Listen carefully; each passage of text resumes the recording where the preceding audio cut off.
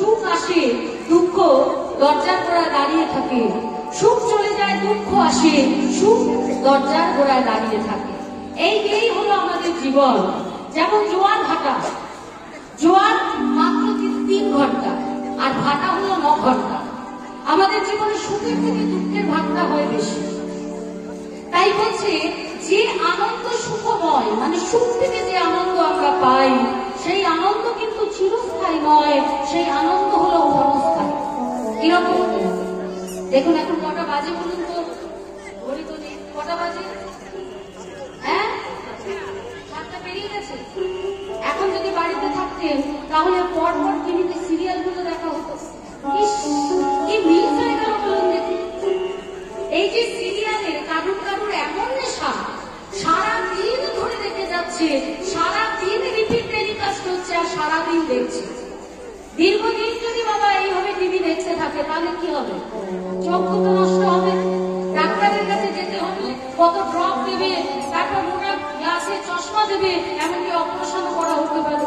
তাহলে দেখুন, আপনি সিরিয়াল দেখে যে সুখটা পাচ্ছিলেন কিছুদিনের মধ্যে সেটা দুঃখে পরিণত হলো, তাহলে এটা ক্ষণস্থায়ী? এরকম অনেক দৃষ্টান্ত আছে। সুখ সবসময় চিরস্থায়ী হয় না। সুখের থেকে যে আনন্দ, সেই আনন্দ চিরস্থায়ী হয়। কিন্তু প্রকৃত আনন্দ কিসে? ভগবানের নামে আনন্দ, ভগবানের নাম শুনে আনন্দ, ভগবানের নাম করে আনন্দ, ভগবানের চরণে সেবা করে আনন্দ, ভক্ত বৈষ্ণব সঙ্গ করে যে আনন্দ, এই আনন্দ কোনোদিন কমে না। এই আনন্দ দিন দিন বাড়তেই থাকে। তাহলে আমার মহাপ্রভু কেমন না, তিনি আনন্দময় এবং লীলাময়। ভগবান যা কিছু করেছেন সবটাই লীলা, আর আমরা এই সংসারের মাঝে যা করছি সবটাই খেলা। কিসের খেলা? মিছে মায়ার খেলা।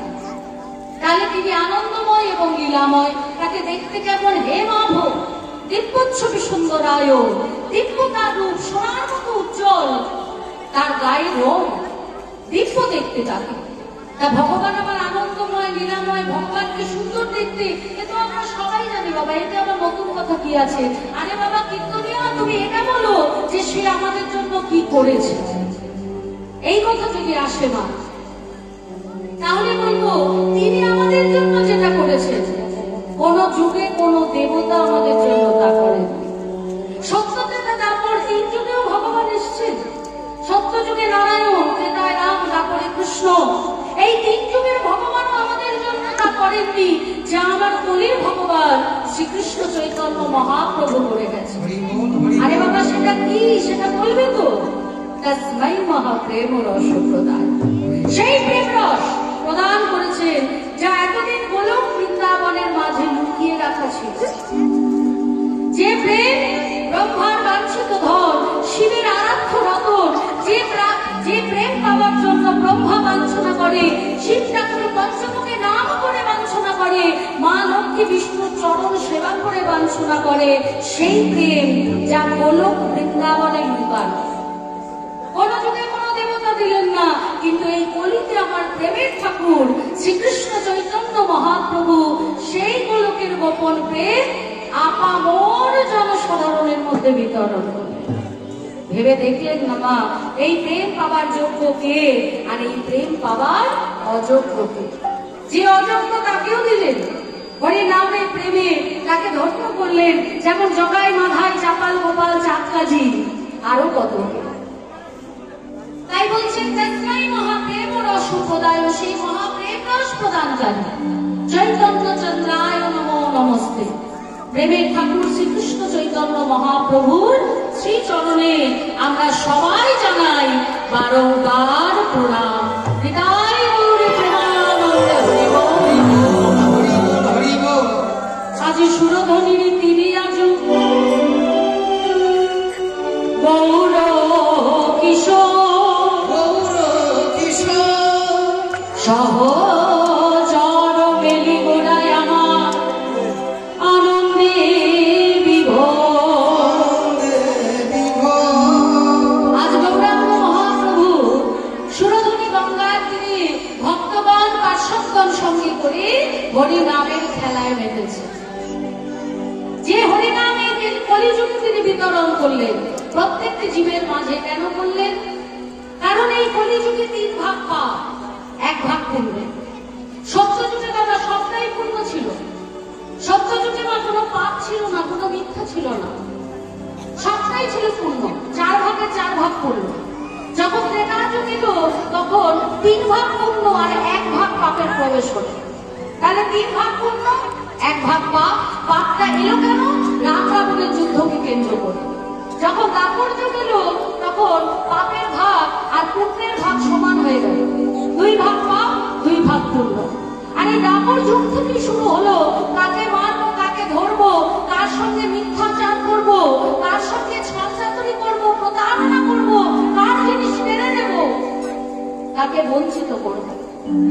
দাপর যুগ থেকে শুরু হলো 2 ভাগ পাপ 2 ভাগ পুণ্য। কিন্তু এটা হলো কলি, শুধু কলি নয়, ঘোর কলি। এই কলিতে 3 ভাগ পাপ আর পুণ্য হলো 1 ভাগ। এবার যারা পুণ্যের পথে আছে, যারা গুরুচরণ আশ্রয় করেছে, যারা ভক্ত সঙ্গ বৈষ্ণব সঙ্গ করে, নাম করে, তারা তো উদ্ধারের পথে যাবে। আবার ভগবান মনে মনে ভাবলেন যে আমার 1 ভাগ সন্তান তো পুণ্যের পথে আছে, কিন্তু 3 ভাগ সন্তান তাদেরও তো উদ্ধারের পথে এগিয়ে নিয়ে যেতে হবে। কিংবা এক বাবা মা যদি 2 সন্তান থাকে, 1 সন্তান পাপের পথে, 1 সন্তান পুণ্যের পথে, বুকে হাত দিয়ে বলুন তো, ওই পুণ্যের পথের সন্তানকে কাছে রেখে পাপের পথের সন্তানকে আপনারা ত্যায্য করতে পারবেন কি? পারবেন? কেউ পারবে না। কোন বাবা মা পারে না সন্তান যতই খারাপ হোক না কেন তাকে ত্যাগ করতে। বাবা মা কি করে? যাতে সে ওই পাপের পথ থেকে পুণ্যের পথে আসে সেই চেষ্টা করে। কারণ আমাদের প্রথম গুরু হলেন বাবা মা, শিক্ষা গুরু। আমাদের প্রথম শিক্ষা দিয়েছেন আমাদের বাবা মা। হাত ধরে একটা করে চলতে শিখিয়েছে, একটা একটা শব্দ বলতে শিখিয়েছে। আমাদের প্রথম শিক্ষা গুরু আমাদের বাবা মা। তাই তারা কি করে না সন্তান যাতে ভালো পথে আসে সেই চেষ্টা করে। আমার কলির ভগবান তিনি হলেন এই কলিযুগে প্রত্যেকটি জীবের পিতা। তাহলে সেই পিতা কেমন করে সহ্য করবে যে তার 3 ভাগ সন্তান তারা পাপের পথে? তাই ভগবান আমার বললেন আমার এই 3 ভাগ সন্তানও যাতে পুণ্যের পথে এগোতে পারে, তাই সাধারণ ভজনটাকে সহজ সরল করে আমি কলিহত জীবের দ্বারে দ্বারে বিতরণ করবো। শিবা কৃষ্ণানন্দকে বললেন, শিবা গুরু দায়িত্ব তোমায় দিলাম, আজ হতে নয়নে দেখিবে যারে, হরি নাম প্রেম বিলাইবে তারে। কোন জাতি ভেদ করবে না, কোন বর্ণ ভেদ করবে না, দেখবে না শিক্ষিত না মূর্খ, ব্রাহ্মণ না চণ্ডাল, নারী না পুরুষ, মানুষ না পশু, সামনে যাকে পাবে হরি নাম দিয়ে কোল দিয়ে তাকে প্রেম ধনে ধনি করবে। প্রথমে হাতে ধরে বলবে হরি বল, যদি না বলে তখন বক্ষ মাঝে জড়িয়ে ধরে বলবে হরি কলিজি, যদি উদ্ধার পেতে চাস তবে একবার বাহু তুলে হরি বল।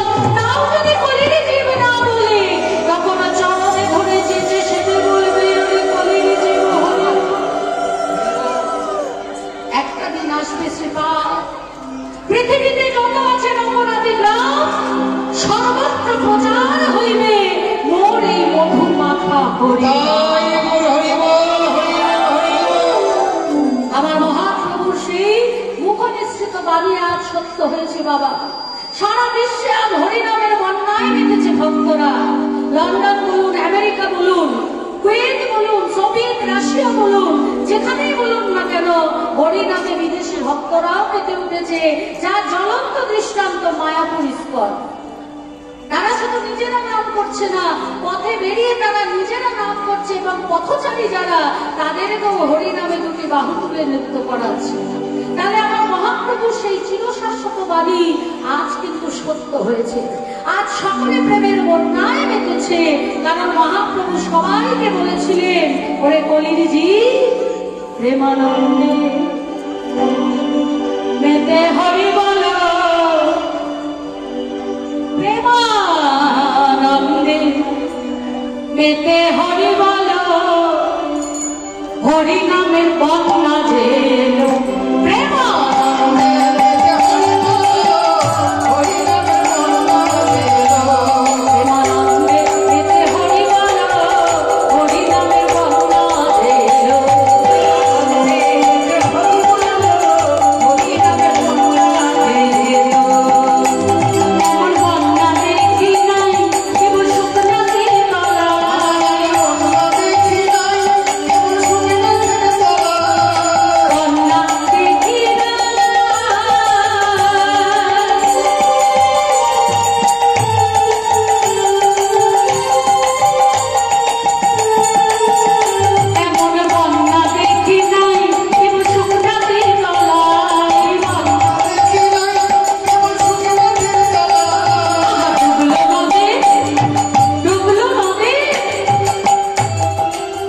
জায়গার নাম কি? নাম কি? হ্যাঁ, বেলিয়াডাঙ্গা। সেটা তো আমিও জানি, আপনাদের সঙ্গে তো আমিও জানি। না জানলে সে কলকাতা থেকে এলাম কি করে? ঠিক করে বলুন দেখি আজকে এই জায়গাটার নাম কি? এখন আমরা নদীরায় আছি, যখন বৃন্দাবন যাবো তখন বৃন্দাবন। তাহলে আপনারা আজকে প্রত্যেকে হলেন নদীরার সেই ভক্ত। ডুবলো নদের পুরুষ নারী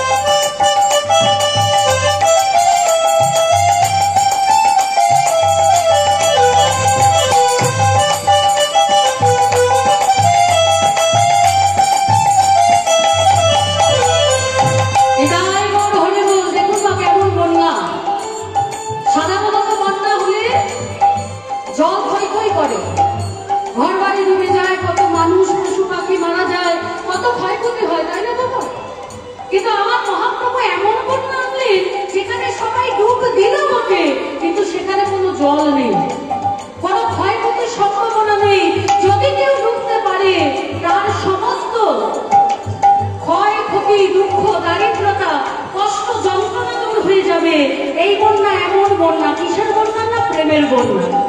ভগবান আর ভক্তের প্রেমের বন্যা নিয়ে এলেন, আর সেই বন্যায় আজকে সবাই রূপ দিলেন। সবাই যখন রূপ দিয়েছে আমার ভগবান মনে মনে ভাবছে হায় হায় হায়, এদিকে বন্যায় সবাই রূপ দিচ্ছে, তাহলে আমি বাদ যাই কেন? তা ভগবান আর থাকতে না পেরে ভগবান এসে সেই প্রেমের বন্যায় রূপ দিলেন। আর মহাজন কলম দিলেন কি?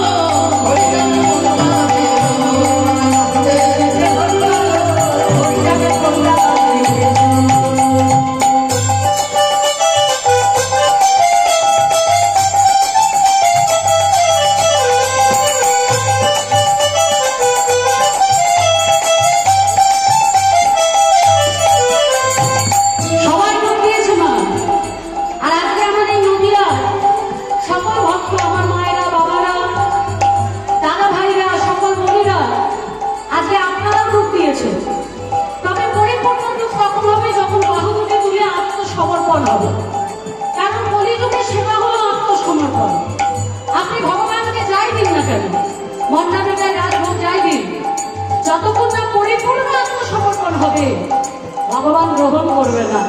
তা আপনারা সকলে বাহু তুলে আত্মসমর্পণ করে আজ এই বন্যায় ডুব দিয়েছে, তাই তো? আর একবার দেখি, একবার হরি বল বলে নামো সেই জলে, হরি বল বলে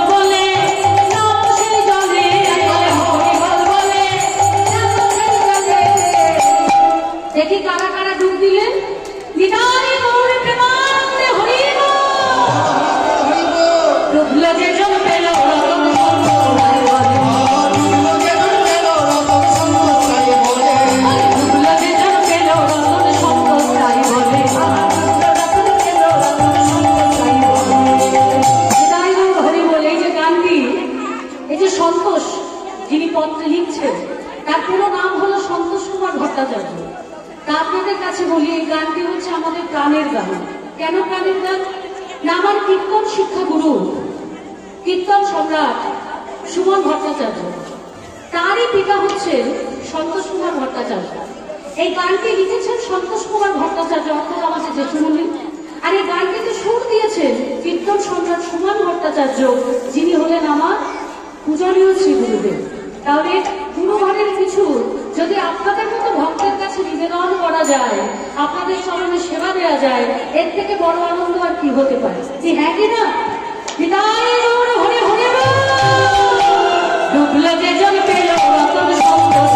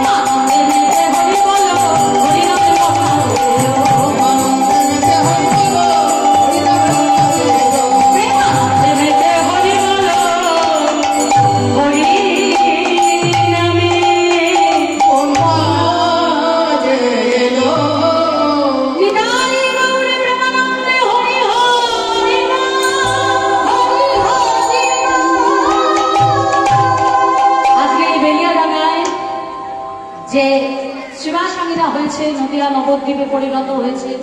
আজকে আপনারা সবাই সেই ভক্ত, আর সেই সমস্ত ভক্তরা আপনারা কি সুন্দর দুটি বাহু তুলে হরিধ্বনি উলুধ্বনি করলেন এবং ভগবানের চরণে আপনাদের এই সেবা পৌঁছালো। হরিনামের বন্যায় আপনারা ডুব দিয়েছেন। আমার মহাপ্রভুর কৃপা লাভ হোক, আপনাদের মধ্যে ভক্তি এইভাবে আরো দিন দিন বেড়ে উঠুক। আজকে গৌরাঙ্গ মহাপ্রভু আমার সুরধুনির তীরে ভক্তগণ পার্শ্বদগণ সঙ্গে করে হরিনামের খেলায় মেতেছে। আর আজ আমার গৌরহরিকে দেখে মনে হচ্ছে না যে আমার গৌরাঙ্গ মহাপ্রভু তিনি সচিবের সন্তান না পুরবের সেই যশোদানন্দন। কিভাবে খেলছে? খেলায় নদ খেলা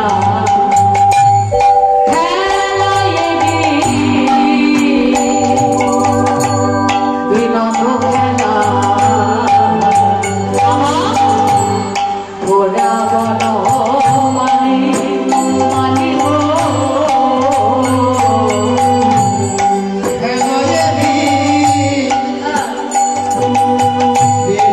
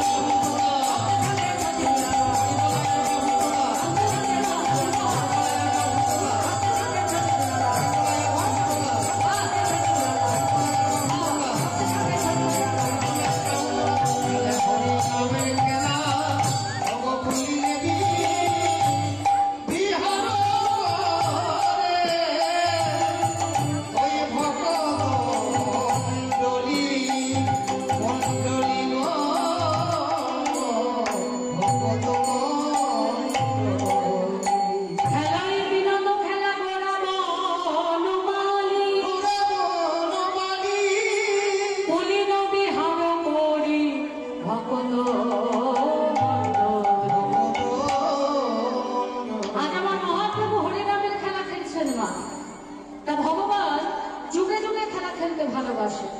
আর সেই কারণেই সত্যযুগে বাবা এক বিষ্ণু থেকে 4 অংশ হলো, এক বিষ্ণুর 4 অংশ হলো, বাসুদেব, শঙ্কর্ষণ, প্রদ্যুম্ন, অনিরুদ্ধ। এক বিষ্ণু থেকে 4 অংশ হলো সত্যযুগে। যখন ত্রেতাযুগ হলো, এই 4 অংশ হয়ে গেল 4 ভাই। বাসুদেব হয়ে গেল রাম, শঙ্কর্ষণ হয়ে গেল লক্ষ্মণ, প্রদ্যুম্ন হয়ে গেল ভরত, আর অনিরুদ্ধ হয়ে গেল শত্রুঘ্ন। তা 4 ভাই মিলে খেলে খুব আনন্দ পেলেন। তারপরে যখন এলেন তখন 2 ভাই আর 24 জন সখাকে নিয়ে এলেন। 24 জন সখার সঙ্গে খেলা খেলে মনে মনে ভাবছে যে 24 জনকে নিয়ে খেলে এত আনন্দ, তাহলে আপাত কলিযুগে যখন আমি নদীর মাঝে যাব, সামনে যাকে পাবো তাকে আমার হরিনাম খেলার সাথী করব। নিতাই গৌর হরি বল। তাই ভগবান যখন কলিতে এলেন তখন কাউকে বাঁচিলেন না মা, কিবা হিন্দু, কিবা মুসলিম, কিবা ব্রাহ্মণ, কিবা সন্তান, কিবা নারী, কিবা পুরুষ, কিবা মনুষ্য, কিবা পশু, সামনে যাকে পেলেন তাকে নিয়েই হরিনামের খেলায় মাতলেন। যখন মহাপ্রভু ঝাড়িখণ্ডের পথ ধরে বৃন্দাবনে যাচ্ছিলেন, ঝাড়িখণ্ডের জঙ্গলে হিংস্র বাঘকেও তিনি হরিনামে নৃত্য করিয়েছিলেন। একটি কুকুর আমার মহাপ্রভুর কৃপায় হরে কৃষ্ণ নাম বলতে বলতে সশরীরে স্বর্গে গমন করেছিল। তাহলে পশুর প্রতি যার এত কৃপা, এই জীব জগতে তার সন্তানদের প্রতি, মনুষ্য জীবের প্রতি তার কত কৃপা থাকতে পারে। তা ভগবান আমার যুগে যুগে খেলা ভালোবাসতেন, তাই কলিতেও নিয়ে এলেন হরি নামের খেলা। তা আমাদের ছেলেমেয়েরা খেললে আমরা কি বলি? ওমা পড়াশোনা বাদ দিয়ে খেললে আপনারা বলেন যা বাবা খেল। এই পড়াশোনা করিস? কোন ক্লাসে পড়িস? না পড়াশোনা করিস না? কোন ক্লাসে পড়িস? কি বলছে? ও আচ্ছা আচ্ছা। তাহলে এখনকার দিনের বাচ্চা, তুই পড়াশোনা করিস? পড়াশোনা করিস, স্কুলে যাস? কোন ক্লাসে পড়িস না? আচ্ছা একটা কথা বলতো, তুই যদি সত্যি কথা বলবি, হ্যাঁ আমি মাকে বলবো না, আমি একদম সত্যি বলবি, আমি এখন তোর বন্ধু। তুই যদি পড়াশোনা না করে খেলা করিস তাহলে মা কি বলে? বকে না বলে এই যা খেল? কি বলে রে? বকা দেয়? ধান নাড়লেই হবে, বকা দেয়? দেখেছেন পাশ থেকে মারছে, মাথায় টোকা দিচ্ছে যাতে ও না বলে। শুধু উনি কেন, আমরা প্রত্যেকে আমাদের ছেলেমেয়েরা যদি পড়া বাদ দিয়ে খেলা খেলে তাহলে বাবা মা আমরা সবাই তাকে শাসন করি, হ্যাঁ অসময় খেলছিস কেন রে, যা করতে যা। কিন্তু আমার মহাপ্রভু যে আজ খেলছেন তাকে কে বারণ করবে? মহাজন এক পাশে দাঁড়িয়ে বলছে, ও মহাপ্রভু যে খেলা খেলছে এ তো আর সাধারণ মিছে মায়ার খেলা নয়। বিশ্বকবি রবীন্দ্রনাথ ঠাকুরের ভাষায় হলো এই খেলা ভাঙার খেলা। যা খেললে পরে আর অন্য কোন খেলার দরকার হয় না। বৃন্দাবনেও খেলেছিলেন আর কলিতে এই নদীয়ার মাঝেও এসে খেললেন। খেলার ধরনটা পাল্টেছে, খেলোয়াড় কিন্তু একই আছে। এখন যদি সচিন তেন্ডুলকর, সৌরভ গাঙ্গুলি ওই ক্রিকেটের ব্যাট ছেড়ে ফুটবল দিয়ে মাঠে নামে আর পরপর গোল দেয়, আপনারা কি বলবেন? বাহবা দেবেন তো? দেখো দেখো, যেমন 6 মারতো, 4 মারতো, আজকে সে যখন ফুটবল নিয়ে খেলতে এসছে সেখানেও পরপর গোল দিচ্ছে, তাহলে আমরা বাহবা দেব। ঠিক তেমনি আমার ভগবান যখন দাপরে ছিলেন তখন সকালবেলা রেণুবৎস নিয়ে বৃন্দাবনের মাঠে পথে ঘাটে খেলা খেলতেন। সেই ভগবান যখন কলিতে এলেন, সামনে যাকে পেলেন তাকে নিয়েই হরিনাম শুরু করলেন। খেলোয়াড় একই রইল, খেলাটা পাল্টালো কিরকম? আজ বৃন্দাবনে খেলা ছিল মাঠে দৌড়া দৌড়ি,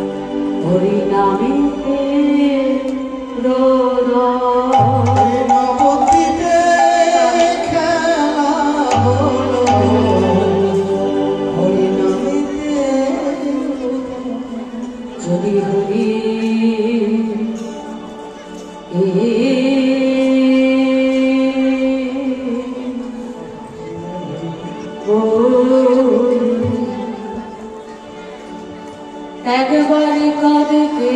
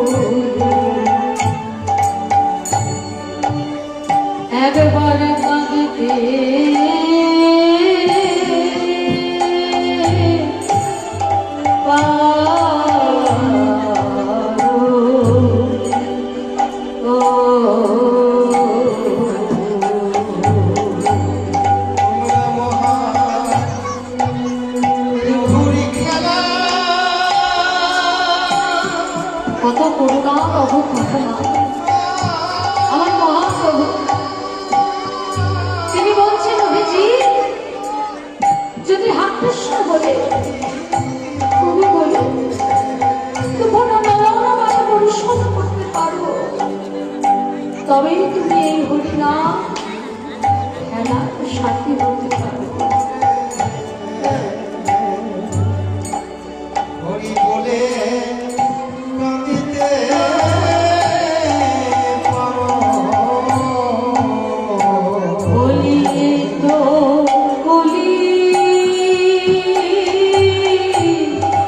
জীবের খেলা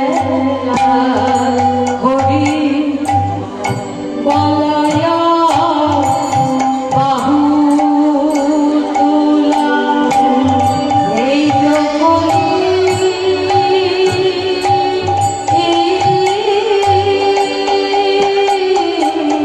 জীবের খেলা হরি বাহু তোলা, এই তো জীবের খেলা,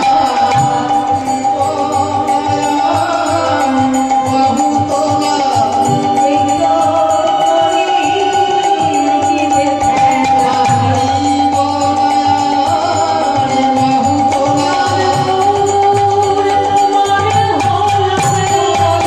খেলা বাহু তোলা,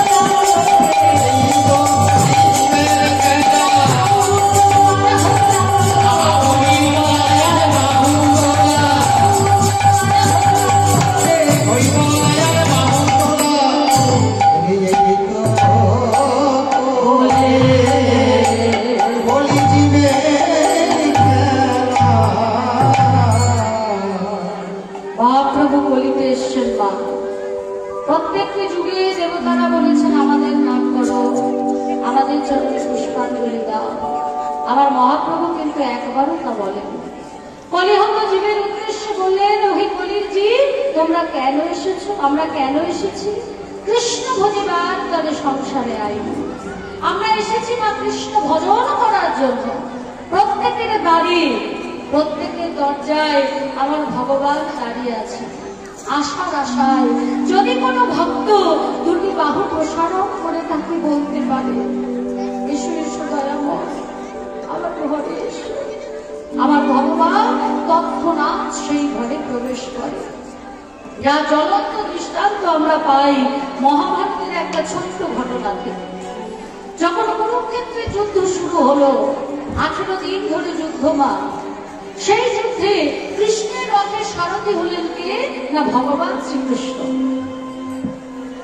আর এদিকে দুর্যোধনের পক্ষে রইল সবাই, পিতামহ ভীষ্ম, গুরু দ্রোণাচার্য, কৃপাচার্য, প্রত্যেকে আত্মীয় স্বজন যারা, সবাই দুর্যোধনের পক্ষে। কিন্তু পঞ্চপাণ্ডবের পক্ষে শুধুমাত্র আমার ভগবান অর্জুনের রথে সারথি হলেন। 18 দিন ধরে যুদ্ধ চলেছিল। সপ্তম দিনের দিন দুর্যোধন দেখছে যে পঞ্চপাণ্ডবের সৈন্য সামন্ত এত দুর্বল হওয়ার পরেও কি করে এই পঞ্চপাণ্ডবের সৈন্যরা আমার সকল সৈন্যকে হত্যা করে। কত আত্মীয় স্বজন তারা আজকে চোখের সামনে শেষ হয়ে গেল। তাকিয়ে দেখছে পিতামহ ভীষ্ম দাঁড়িয়ে আছে, কোনো কথা না বলে। যুদ্ধ যখন সমাপ্ত হলো, সমাপ্তি ঘোষণা হলো, শঙ্খ বাজলো, সবাই শিবিরে ফিরে এলো, তখন ওই দুর্যোধন পিতামহ ভীষ্মের কাছে গিয়ে পিতামহকে বলছে, পিতামহ তুমি বলো, তুমি কার পক্ষে? তুমি আমাদের পক্ষে না ওই পঞ্চপাণ্ডবের পক্ষে? যদি তুমি আমাদের পক্ষে হও, তোমার সামনে আমার সৈন্য সামন্ত আত্মীয়রা মারা যাচ্ছে, আর তুমি চুপ করে আছো। তুমি কি ভুলে গেছো আমার পয়সায় তুমি খাও, আমার পয়সায় তুমি পড়ো, আমি তোমাকে খাওয়াবো, আর তুমি আমার পক্ষে না থেকে দেখাচ্ছ আমার পক্ষে, কিন্তু আছো তুমি পঞ্চপাণ্ডবের পক্ষে। এই তোমার রীতি। যখনই এ কথা বলেছে মা, পিতামহ ভীষ্মের হৃদয়ে গিয়ে ধাক্কা লেগেছে। আমাদের জীবনে যা কিছু খোটা দেওয়া হোক না কেন, খোটা আমরা অনেক শুনি, তাই না? মেয়েরা বেশি শুনি। না বাবা, যাই খোটা দেওয়া হোক না কেন, খাবারের খোটা যদি কেউ দেয়, এটা কিন্তু সহ্য করা যায়, তাই না? ওই খোটাটা সহ্য করা যায় না যখন পিতামহ ভীষ্মকে খাবারের খোটা দিয়েছে, বুকের মধ্যে গিয়ে বিঁধেছে। পিতামহ বর্মা কত পিতামহ ভীষ্ম কতটা সাত্বিক ছিলেন। তিনি দুর্যোধনকে বললেন, বেশ, আজকে রাত্রি 12টার পর তোমার স্ত্রীকে আমার কাছে পাঠাবে। আমি তাকে যে আশীর্বাদ দেব, তাতে তোমরা 100 ভাই কেউ তো মারা যাবে না, তোমার সৈন্য সামন্ত বেঁচে থাকবে, এবং হস্তিনাপুরের ওই সিংহাসন তোমার হবে। আনন্দ মনে দুর্যোধন চলে এলো। তারে বলল পিতামহ ভীষ্ম, শুনল দুর্যোধন, আরো একজন শুনল মা। সে কে না? সে হলেন আমার ভগবান। ভগবান শ্রীকৃষ্ণ যতটা রাজনীতি করেছে, তার মতো রাজনীতিবিদ জগতে আর কেউ নেই। দুর্যোধন তারা প্রভাবশালী কিন্তু অসৎ, পাণ্ডব তারা দুর্বল কিন্তু সৎ। আমার ভগবান প্রভাবশালী অসতের পক্ষ নেই, দুর্বল সতের পক্ষ পঞ্চপাণ্ডবের পক্ষ নিয়েছে, এবং যুদ্ধে জিতিয়ে ওই রাজ সিংহাসনে যুধিষ্ঠিরকে বসিয়েছেন ধর্মকে প্রতিষ্ঠা করার জন্য। তার থেকে বড় রাজনীতিবিদ কি আছে? তা দেখুন, ফিরে এলো দুর্যোধন তার বাড়িতে, তার শিবিরে ফিরে গেল। ফিরে গিয়ে তার স্ত্রীকে বলছে, এই যে শোনো, এই যে আজকে রাত্রি 12টায় তোমাকে পিতামহ ভীষ্মের কাছে যেতে হবে। যেই না স্ত্রীকে বলেছে না, দেখুন সবকিছুতে শিক্ষা। অনেক স্ত্রী আছে যারা স্বামীর কথা শোনে না, সামনে স্বামীকে রেখে পেছনে তারা অন্যায় করে যায়। স্বামী জানতেও পারে না, আর জানতে পারলে তার কিছু করারও থাকে না। কিন্তু কত বড় অপরাধ! পতি হলেন পরম গুরু। স্বামীর কথা, স্বামীর আদেশ যদি অমান্য করা হয়, তাহলে কত বড় ক্ষতি হয়, তার জ্বলন্ত দৃষ্টান্ত হচ্ছে মহাভারতের কুরুক্ষেত্রের যুদ্ধ। দুর্যোধন যখন তার স্ত্রীকে বললে তোমাকে রাত্রি 12টায় পিতামহ ভীষ্মের কাছে যেতে হবে, দুর্যোধনের স্ত্রী কি বলল? উনি আদেশ করবেন আর আমাকে মানতে হবে, বললেই হলো। সারাদিন হাড় কাটা খাটুনি, রান্না করো রে, এই করো রে, ওই করো রে, এই সংসারে থাকতে থাকতে আমার প্রাণ ঝালাপালা হয়ে গেল। রাত্রি 12টায় আমি ঘুমাবো না, ঘুমিয়ে আমি যাবো পিতামহ ভীষ্মের কাছে। আমার হয়ে গেছে, ও সময় আমি যেতে পারবো না। স্বামীর আদেশ অমান্য করে। তাহলে দুর্যোধনের স্ত্রী গেল না, গেল কে? ভগবান শ্রীকৃষ্ণ পাঞ্চালী মানে দ্রৌপদীর কাছে এলেন। এসে দ্রৌপদীকে বলছে, পাঞ্চালী, আজকে যদি আমি তোমাকে নিয়ে কোথাও যাই রাত্রি 12টায়, তুমি কি আমার সাথে যাবে? সঙ্গে সঙ্গে দ্রৌপদী বলে উঠল, সখা, এমন প্রশ্ন করছো কেন? তুমি আমাকে আদেশ দাও। পাঞ্চালী, রাত্রি 12টায় তোমায় আমার সাথে যেতে হবে। নিশ্চয়ই যাবো সখা, তোমার সাথে যাবো না তো কার সাথে যাবো? ভগবান বলে উঠলেন, একবার প্রশ্ন করলে না তো পাঞ্চালী, আমি তোমায় কোথায় নিয়ে যাবো? সঙ্গে সঙ্গে পাঞ্চালী বলল, সখা, তোমার সাথে যাব। এতে প্রশ্ন কি গো? তোমার হাত ধরে চোখ বন্ধ করে তুমি আমায় যেখানে নিয়ে যাবে আমি সেখানে যাব। কারণ আমি জানি আমাদের সব থেকে বড় শুভাকাঙ্ক্ষী বিশ্বাসী বন্ধু তুমি ছাড়া এই জগতে আর কেউ নেই। তাহলে রাত্রি 12টার পর বিশ্বের কাছে দুর্যোধনের স্ত্রী গেলেন না, ভগবান কৃষ্ণের সাথে গেলেন কে? পাঞ্চালী। বিশ্ব ধ্যানে বসে আছে, চোখ বন্ধ, পাঞ্চালী গিয়ে বসেছে মাথা নাবিয়ে। বিশ্ব ধ্যান ভঙ্গ করে চোখ বন্ধ করে পাঞ্চালীর মাথায় হাত রেখে আশীর্বাদ করে বললেন, অহো সৌভাগ্যবতী ভব। বললেন, অহো সৌভাগ্যবতী ভব। সঙ্গে সঙ্গে পাঞ্চালী প্রণাম করে বলছেন, প্রণাম নেবেন পিতামহ। পাঞ্চালীর কণ্ঠস্বর শুনে চমকে উঠল বিশ্ব, এখানে তো দুর্যোধনের স্ত্রীর আসার কথা, তুমি এলে? কে দিল তোমাকে? বলছে, একজন নিয়ে এসছে পিতামহ।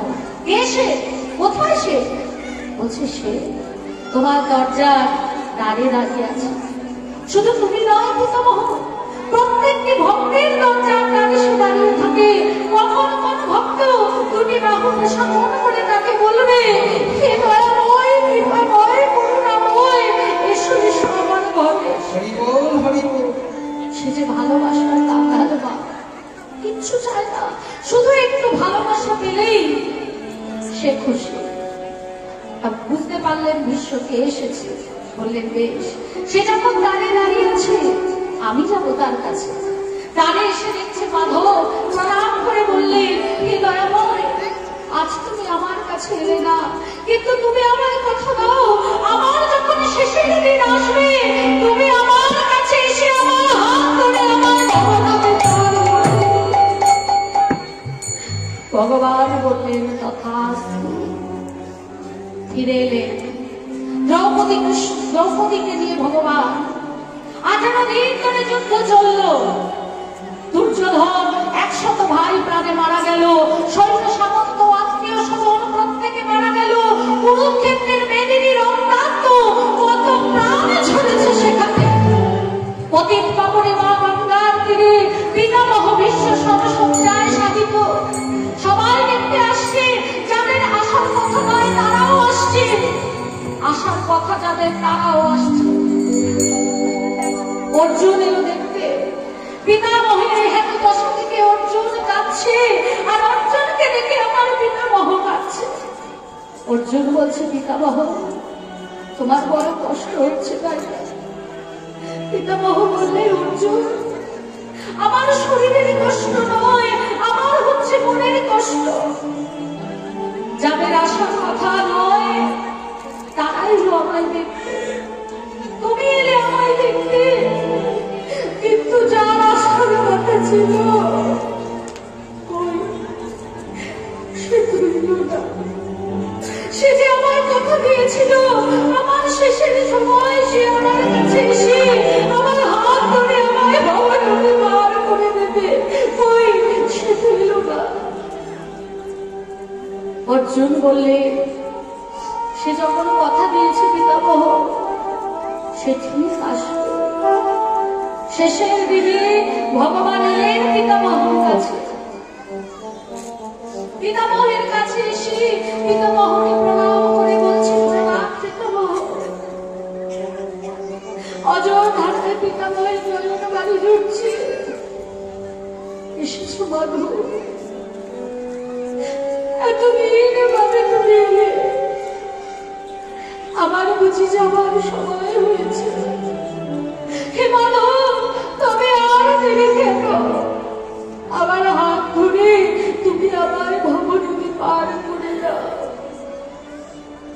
ভগবান বললেন, আমি যাকে কথা দিই আমি কথা রাখি। আমার ভক্তরা আমায় কথা দিয়ে ভুলে যায়, কথা রাখে না, কিন্তু আমি যদি কাউকে কথা দিই আমি সেই কথা রাখি। আমি তোমাকে ভবনদী পার করাবো বলে এসেছি পিতামহ। পিতামহ বললেন, তোমার চরণে আর একটা নিবেদন। হে মাধব, বলি তোমার চরণ তলে আশ্রয় দিও। চরণ তলে আশ্রয় দিও। তব চরণে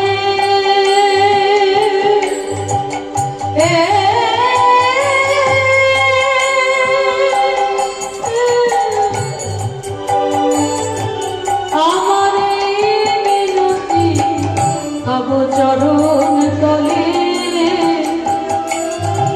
আমায় আশ্রয় দিও। তবু চরণে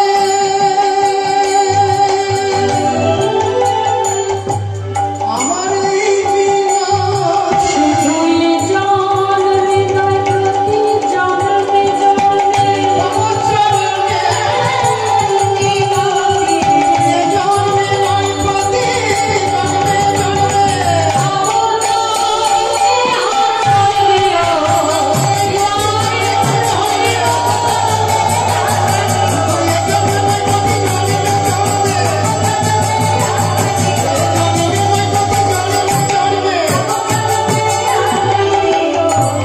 তবু চরণে আশ্রয় দিও।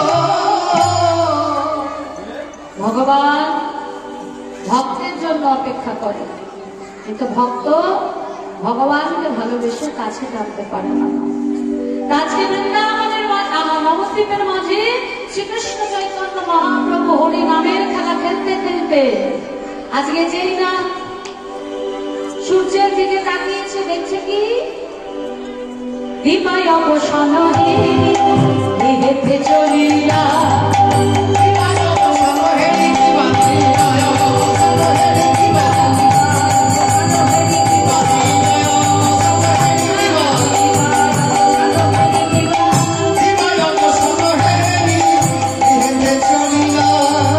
সূর্য অস্ত যাচ্ছে, মহাপ্রভুর নিয়ম ছিল মা, সূর্য যখন উদয় হতো তখন মায়ের চরণে হাত দিয়ে আশীর্বাদ নিত প্রণাম করে, আর সূর্য যখন অস্ত যেত তখন মায়ের চরণে প্রণাম করে আশীর্বাদ নিত। যখনই দেখছে সূর্য অস্ত যাচ্ছে, ভক্তগণকে নিয়ে বলছে কি বিময় অবসান হেতে চলিলা।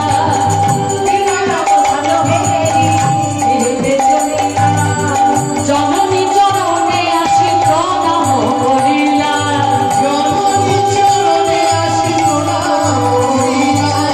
প্রণাম যে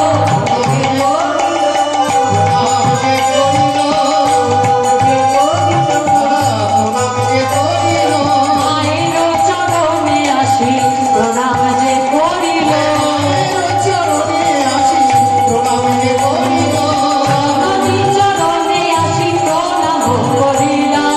জননী চরণে আসি প্রণাম করিলা।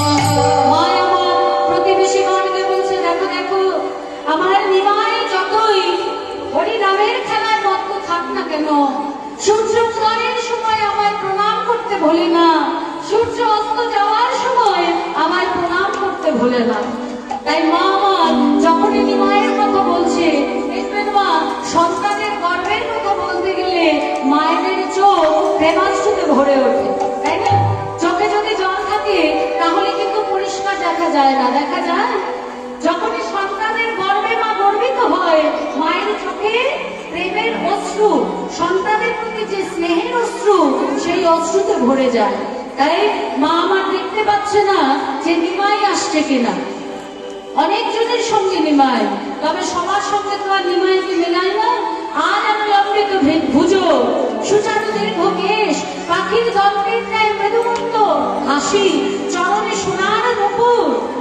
আর আমি অমৃত ভুজো মানে সাধারণত আমরা সাধারণ মানুষ যারা, তারা নিজেদের হাতে 3.5 হাত লম্বা 3.5 হাত চওড়া, কিন্তু মহাপ্রভু তা ছিলেন না, নিজের হাতে 4 হাত লম্বা 4 হাত চওড়া ছিলেন।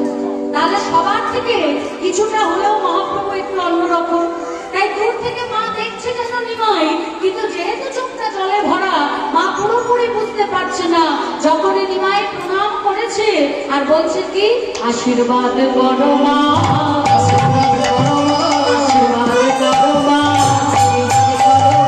মদন ভরে গাইতে পারি, আশীর্বাদ করো মা, মনে গাইতে পারি, আশীর্বাদ করো মা, যেন হরি হরি বলতে পারি, আশীর্বাদ করো মা, হরি হরি বলতে পারি, আর কিছু চাই না মা গো, হরি হরি হরি হরি বলতে পারি, হরি হরি বলতে পারি, কিছু চাই না মা, হরি হরি বলতে পারি, হরি হরি বলতে পারি।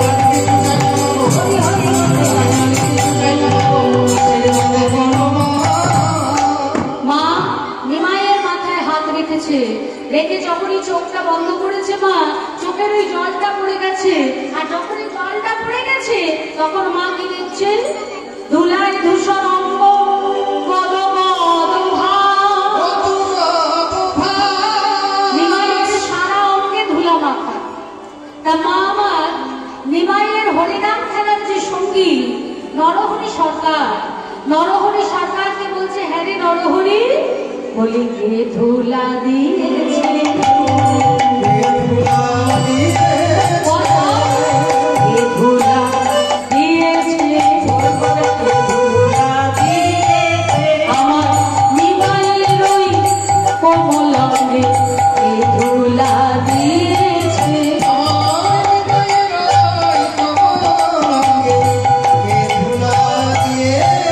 তার প্রাণে কি দয়া মায়া নাই রে, কে ধুলা দিয়েছে, বলে আমার পরাণ পুতলি,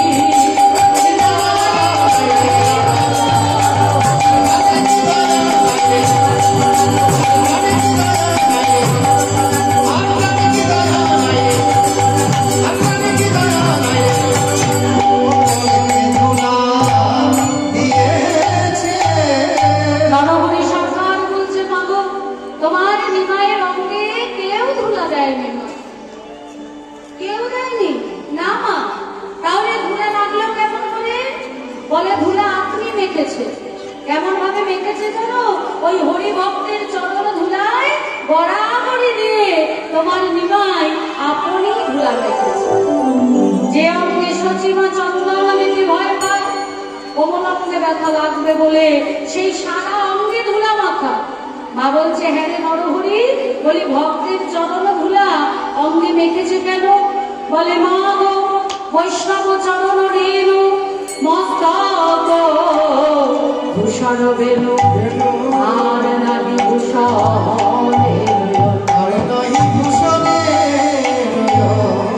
বৈষ্ণব চরণ রেণু মানে চরণ ধুলি, মস্তক দূষণ রেণু, আর নাহি ভূষণের অন্ত। বৈষ্ণবের চরণ ধুলি যদি মাথায় দেওয়া যায় তাহলে ভিতরে সৌন্দর্যতা বৃদ্ধি পায়।